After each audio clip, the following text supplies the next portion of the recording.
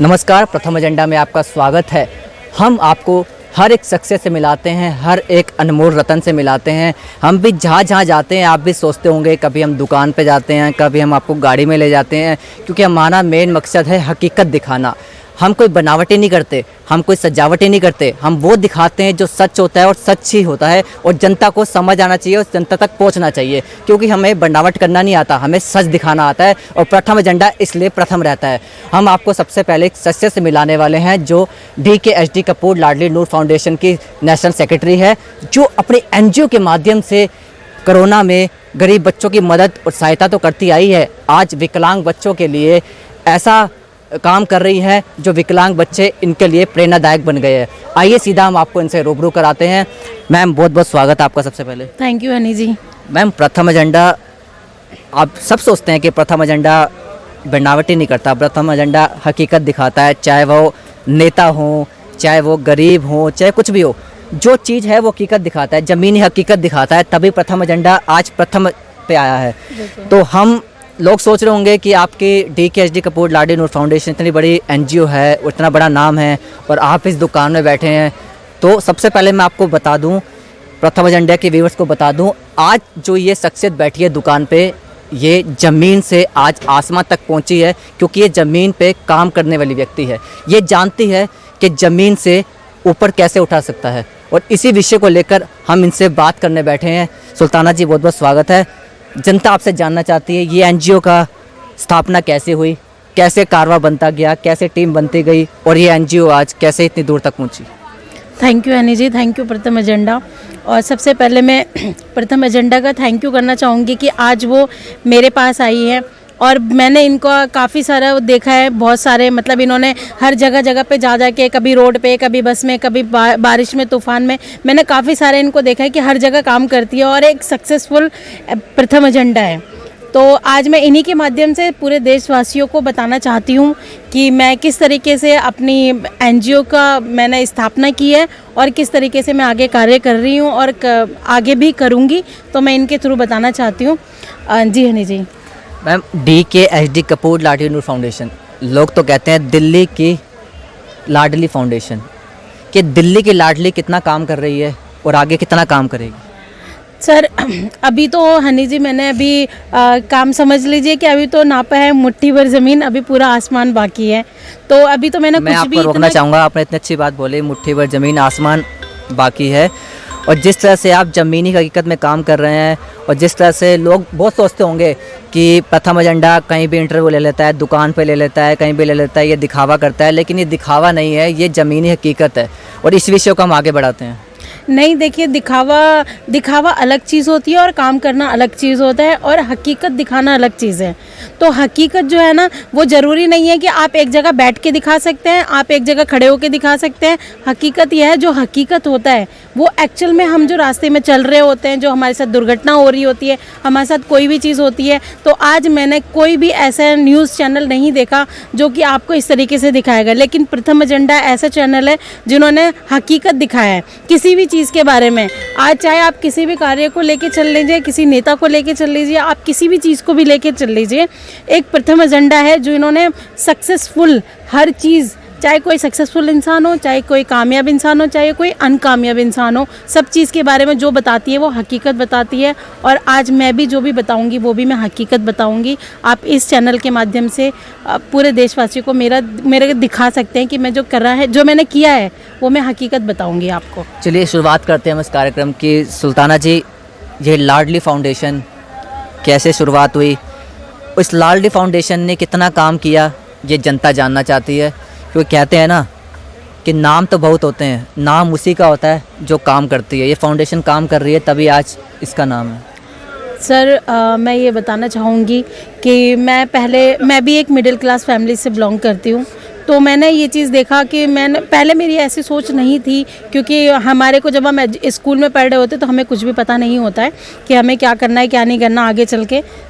जब मैं ग्रेजुएशन करने के लिए दिल्ली यूनिवर्सिटी में मैंने एडमिशन लिया, फिर उसके बाद हम जगह जगह जाते थे, तो मैंने वहाँ पे भी इलेक्शन कंटेस्ट किया था मैंने वहाँ पे। तो तब मेरे मन में आया था कि मुझे सोशल वर्क करना चाहिए। तो मैं जैसे कहीं पे भी जाती थी, वहाँ पे साईं बाबा मंदिर था, मंदिर है, अभी भी है वहाँ पे, तो मैं वहाँ पे देखती थी कि डिसेबल बच्चे और स्लम एरिया के बच्चे और जो हमारे बुजुर्ग वगैरह हैं वो सब ऐसे ही बैठे रहते थे रोड पे। कोई भी आता था उनको या तो कोई उनको गाली दे देता था, कोई उनको मार देता था, कोई कुछ भी कह देता था। तो मुझे बहुत दुख होता था कि मतलब इस तरीके से लोग उनके साथ बदतमीज़ी करते हैं, मिसबिहेव करते हैं। तो फिर मैंने ये चीज़ देखा, एक मेरे को ऐसा मेरे साथ में मतलब मुझे बहुत उस टाइम पे मुझे बहुत बुरा लगा था कि एक डिसेबल बच्चा था, व्हील चेयर पे था वो, तो किसी ने मतलब जो नॉर्मल बच्चा था उसने क्या करा, उसको एक थप्पड़ मार दिया। मतलब वो अपने पापा के साथ गाड़ी में से निकला, उस बच्चे ने उनसे पैसे मांगे, तो फिर क्या हो गया कि उसके पापा मंदिर के अंदर चले गए, उस लड़के ने क्या करा, उसको थप्पड़ मार दिया उस बच्चे ने। तो वो जो बच्चा था ना वो नीचे गिर गया। तो मुझे बहुत दुख हुआ, मैं वहाँ पे खड़ी थी, फिर मैंने दौड़ के जाके उसको उठाया। तब से मैंने फिर उसके साथ में जो उसकी मम्मी थी, मतलब जो व्हीलचेयर पे बच्चा था उसकी मम्मी थी, वो ऐसी मिडिल क्लास पुअर फैमिली से थी, तो उन्होंने क्या कर दिया और उस बच्चे को एक थप्पड़ और मार दिया। तो मुझे बहुत दुख हुआ कि मतलब इसकी जो माँ है, इसने भी उसको सपोर्ट नहीं किया, उसकी माँ ने उसको भी वो नहीं किया, उसने बोला कि अरे तू सही से नहीं मांग सकता था। तो मुझे बहुत दुख है। फिर मैंने उस लेडी से बात करा, मैंने कहा आप इस बच्चे को मार रहे हो, एक तो इसको चोट लग गई और आप इसे मार रहे हो। तो कहने लगी नहीं मैडम हम क्या करेंगे, हम तो ऐसी कमा के खाते हैं, हम मांग के खाते हैं ये वो। तो मैंने उनको बोला, मैंने बोला कि आप मांग के खाते हो, बच्चा खुद मांगने के लायक है, आप हट्टी कट्टे हो, आप काम करके कर सकते हो, खा सकते हो, अपने बच्चों को पढ़ाओ लिखाओ ये करो। तो कहने लगी कि आप इतना बोल रही हो तो आप ही क्यों नहीं करती इन बच्चों के लिए। सब लोग तो जो भी बड़े लोग आते हैं गाड़ी में से निकल के आते हैं, या तो कोई अपना जूठा दे देते हैं या तो कोई हमें मार के चले जाता है, कोई हमें पैसे नहीं देता, कोई कुछ नहीं देता। तब से मैंने उस चीज़ को अपने मन में ठान लिया कि मुझे अगर कुछ काम करना है कभी भी लाइफ में, तो मैं ऐसे बच्चों के लिए काम करूंगी जिन बच्चों के लिए उनके माँ बाप भी आगे नहीं आते, इनके साथ में शर्मिंदगी फील करते हैं उनके माँ बाप वगैरह जो भी है। नॉर्मल बच्चे के लिए आज बड़े बड़े लोगों के घरों में प्रोग्राम होता है, कुछ भी चीज़ होता है, एक बर्थडे प्रोग्राम के लिए इतने बड़े बड़े प्रोग्राम कर देते हैं। क्या इन बच्चों को कोई कपड़े देता है, कोई इनको जूते चप्पल देता है, कुछ भी चीज़ देता है, कोई आगे नहीं आता। तभी से मैंने अपने मन में ठान लिया था कि मैं ये चीज़ करूँगी। और मैं 2013 से मैं सोशल वर्क कर रही हूँ। और मैंने ये सोचा था कि मेरे को कुछ भी चीज़ होता था, चाहे मेरे पास कपड़े नहीं होते थे फिर भी मैं इन बच्चों को देती थी। और मेरे पास खाने पीने के लिए उस टाइम पे पैसे भी नहीं होते थे, मैं भी मिडिल क्लास से हूँ लेकिन मैं कॉलेज पढ़ती थी, तो मेरे पास नहीं होते थे। मैं इनको अपने घर से रोटी लेके जाती थी और मैं उन बच्चों को देती थी, 5-6 बच्चे होते थे, मैं उन लोगों को देती थी। तो तब से मैंने ये स्टार्ट की थी। फिर उसके बाद क्या हुआ कि मैं किसी और संस्था के साथ मैं जुड़ के काम करने लग गई थी। फिर मैंने देखा कि नहीं, मेरे को अपना खुद का करना चाहिए। जब मैं कर रही हूँ, मेरा नाम नहीं हो रहा, कुछ भी नहीं हो रहा, क्योंकि मैं नाम के लिए तो वैसे मैं नहीं करना चाहती थी, लेकिन फिर भी मैं कुछ कर रही हूँ तो फेस वैल्यू मेरी नहीं है, किसी और की है। तो मैंने यही चीज़ सोचा। फिर उसके बाद 2019 में मैंने अपनी खुद की संस्था की स्थापना की। फिर उसके बाद हमारे प्रेसिडेंट साहब हैं राजेंद्र कपूर जी, जिन्होंने मुझे बहुत सपोर्ट किया। जो आपने प्रेसिडेंट की बात की, ये तो मैं आपसे बात कर रहा हूँ तो मुझे वही बात आ गई कि एक ट्रेन होती है, जी सर, उसका इंजन होता है वो कपूर साहब, जो आपने बताया प्रेसिडेंट, और आप एक टीटी की भूमिका निभा रहे हैं, एक डब्बे की। जी सर बिल्कुल। वो ट्रेन का इंजन वो है, आप एक डब्बा हैं, और डब्बे के अंदर आप विकलांग बच्चों को एकत्रित करके उनको एक मंजिल तक ले जा रहे हैं। जी बिल्कुल। तो वो मंजिल कहाँ तक पहुँची और आगे ये एनजीओ उस मंजिल को आगे कितना बढ़ाएगी? सर देखिए, मैं सर की बात करूं तो मैं उनके लिए कोई शब्द नहीं बोल सकती, उनके लिए कोई ऐसा शब्द है ही नहीं कि जो मैं बोल सकूं। वो इतने अच्छे इंसान हैं, इतने भावुक इंसान हैं कि वो हर किसी के लिए मदद करते हैं, हर किसी के लिए आगे आते हैं। इवन मैं अपनी बात भी करूं तो उन्होंने मेरे को भी काफ़ी सपोर्ट किया है, मेरी एजुकेशन से लेके मेरी हर चीज़ में उन्होंने काफ़ी सपोर्ट किया है मुझे। मैं एक तरीके से उनको अपने गॉड फादर की तरह मानती हूँ और हमेशा मानूंगी। जब तक ज़िंदा रहूँगी मैं उनको हमेशा अपने फादर की जगह ही मानूंगी। तो उन्होंने मेरे को काफ़ी सपोर्ट किया है। वो आज भी किसी भी बच्चियों की शादी होती है, कुछ भी चीज़ होती है, जैसे हमारे डिसेबल बच्चे होते हैं, आज जो भी कुछ भी हूँ मैं उन्हीं की वजह से हूँ। और अगर मैं आगे बढ़ती हूँ या कुछ भी चीज़ करती हूँ तो मैं उनको कभी नहीं भूल सकती और हमेशा मैं उनके साथ रह सकती हूँ। और उनको मेरी कभी भी ज़रूरत होगी किसी भी चीज़ में तो मैं हमेशा उनके साथ हूँ। और रही बात हमारी संस्था की, तो संस्था की स्थापना भी मैंने उन्हीं के साथ ही की है। तो सर की बात करूं तो मैं सर ने मेरे को काफ़ी सपोर्ट किया। जो मैंने संस्था की स्थापना की तो भी मैंने उन्हीं की वजह से की, मतलब उनसे मुझे काफ़ी इंस्पायर मिला और उन्होंने मुझे काफ़ी सपोर्ट किया। आज मैं जो भी कुछ भी करती हूँ, कुछ भी चीज़ किया मैंने 2019 से लेकर अब तक जो मैंने काम किया है, चाहे मैंने कोविड में किया हो, चाहे मैंने कैसे भी किया हो, मैंने कपड़े बांटे, मैंने कॉपियाँ किताबें बांटी, मैंने प्रोग्राम्स वगैरह किया, सब चीज़ किया, हर चीज़ में उन्होंने मुझे सपोर्ट किया, बढ़ चढ़ के हर जगह आ गया है। और अभी हमने 3-4 लड़कियों की शादी भी करवाई थी, तो भी उन्होंने सारा खर्चा वो ही करते हैं। और आज तक मुझे किसी भी गवर्नमेंट फ़ंड या फिर किसी प्राइवेट फ़ंड कोई भी किसी से भी कहीं से भी नहीं मिला मुझे, और सर ने हमेशा मुझे सपोर्ट किया। मैं अगर किसी से बात भी करती थी कि मुझे स्पॉन्सर की बात हुई है, इनसे हुई है, मैं रोकना चाहूँगा, मैं अपने प्रथम एजेंडा के व्यूअर्स को बताना चाहूँगा, ये ऐसे एनजीओ है जो किसी से फ़ंड नहीं लेती है, क्योंकि इनके जो प्रेसिडेंट है वो अपनी फ़ंड से ही लोगों की हेल्प करते हैं, अपनी मेहनत और ये दोनों मिलकर ही विकलांग बच्चों की सहायता करते हैं। हाँ जी सर, मतलब मैं यही कहना चाहूँगी, आपने जो बोला बहुत अच्छा बोला कि हम लोगों ने आज तक किसी से भी फ़ंड नहीं लिया। जो भी सर ने किया वो खुद अपने हाथ मतलब खुद अपने पास से देते हैं, और आज तक उन्होंने किसी से भी मुझे फ़ंड मतलब अगर कोई बात भी करता है कि हम स्पॉन्सर वगैरह भी करेंगे, फिर पता है क्या होता है स्पॉन्सर वगैरह की आप बात कर लेते हो उनसे, फिर आप उनसे बोलोगे वो आपको मिलने के लिए बुलाएंगे, आ जाइए आजकल करते हैं। तो फिर मैंने ये चीज़ सर को बताया, मैंने बोला सर ऐसी ऐसी बात है कि ये मतलब इस तरीके से स्पॉन्सर के लिए बोलते हैं, तो वो मुझे सीधा मना करते हैं। क्या ज़रूरत है हमें स्पॉन्सर लेने की, किसी से लेने की? अगर हम किसी की मदद कर रहे हैं तो हम अपने आप से कर सकते हैं। अगर हमारे पास अभी इतनी कैपेसिटी है कि मैं इतना कर सकता हूँ, इन बच्चों को खिला सकता हूँ, इनको पहना सकता हूँ कपड़े, तो हर चीज़ करते हैं। इस एनजीओ का कहना है कि हम यूं ज़रूर करते हैं, यूं ज़रूर नहीं करते, क्योंकि इनका कहना है यूं अगर करोगे चाहे 2 रुपये दोगे वो सही सेवा होगी। अगर यूं करोगे चर्चाएं तो बहुत होगी लेकिन मंजिल तो मिलेगी, लेकिन उस भाव से लोग संस्था की इज्जत नहीं करेंगे।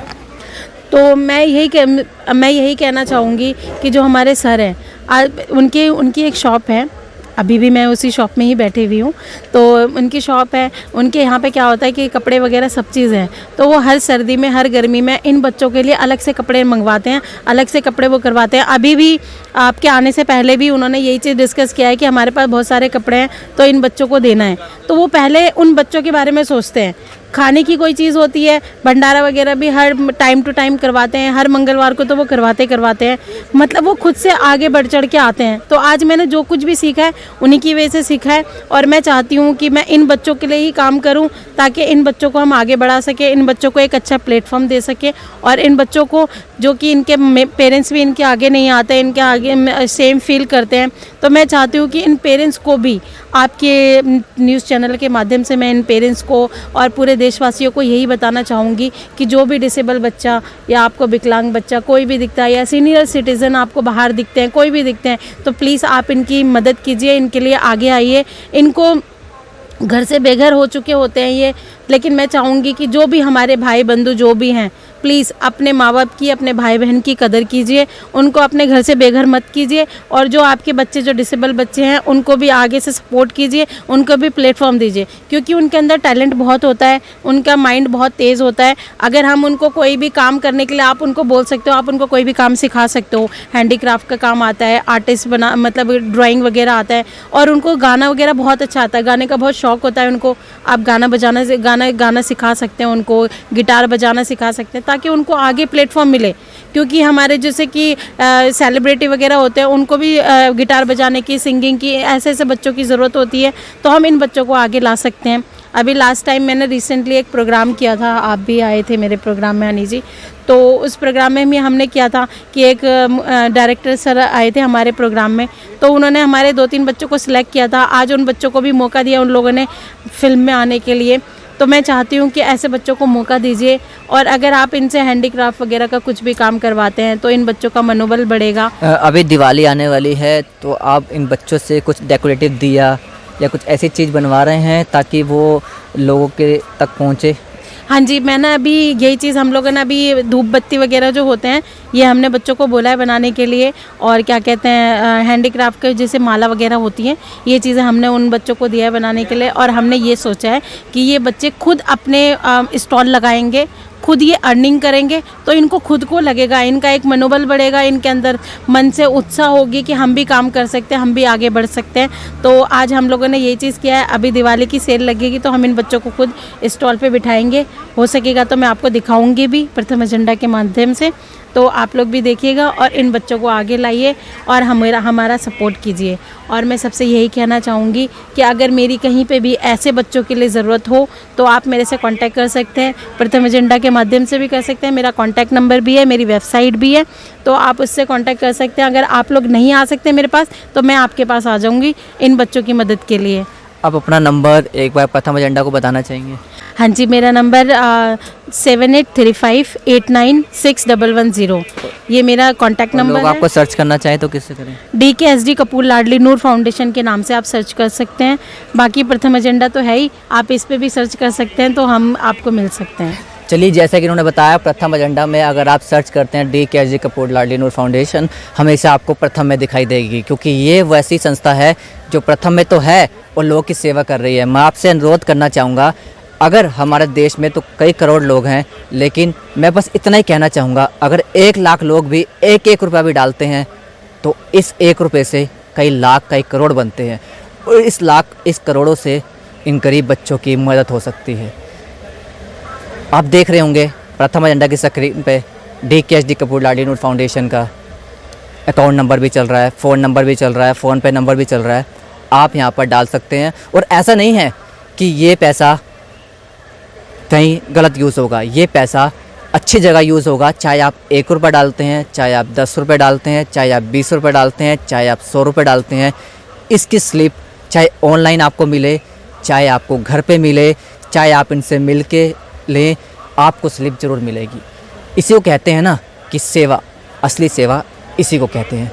बने रहिए प्रथम एजेंडा के साथ, फिर हम आपको ऐसे अनमोल रतन से मिलाएंगे, ऐसे रतन को देश एक बार फिर सलाम करता है। नमस्कार।